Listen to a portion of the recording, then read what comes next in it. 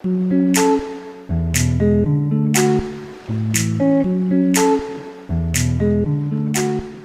un roman dans lequel l'auteur va imaginer ce qu'aurait pu être une autre histoire de la décolonisation française.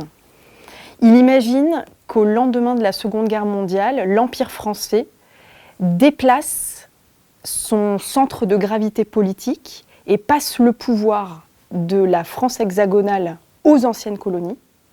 Et il imagine notamment aussi que la loi Lamine-Gueye, adoptée en 1946, qui attribue la citoyenneté française à l'ensemble des ressortissants de l'Empire, eh bien, il imagine que cette loi est réellement appliquée. Et ce faisant, il va déployer une grande saga romanesque, puisqu'on va suivre le destin d'une jeune femme dakaroise qui va quitter le Sénégal pour étudier en France, à Aix-en-Provence. Et cette jeune héroïne va forger son esprit critique, elle va découvrir le monde, s'approprier les enjeux postcoloniaux, elle va devenir professeure et elle va s'engager aux côtés de ses camarades pour les luttes sociales et ouvrières.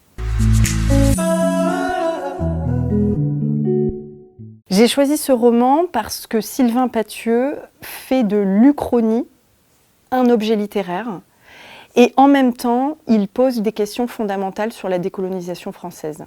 Et donc, quand on lit ce livre, après l'avoir lu, on est métamorphosé et on va poser un regard autre sur notre histoire collective.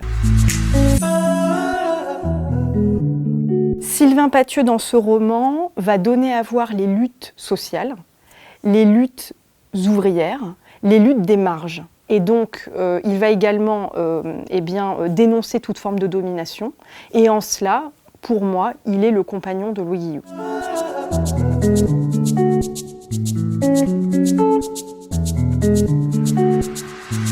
Page 15. En quelques mois, tout était devenu possible.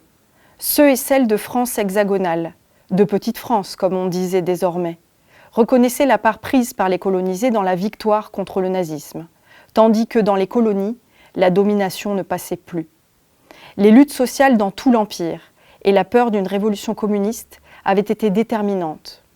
Il s'en était fallu de peu, de même que pour l'amendement wallon instituant définitivement la République en 1875 à une voix près. L'Union française avait remplacé l'Empire. Aimé Césaire en avait été élu président.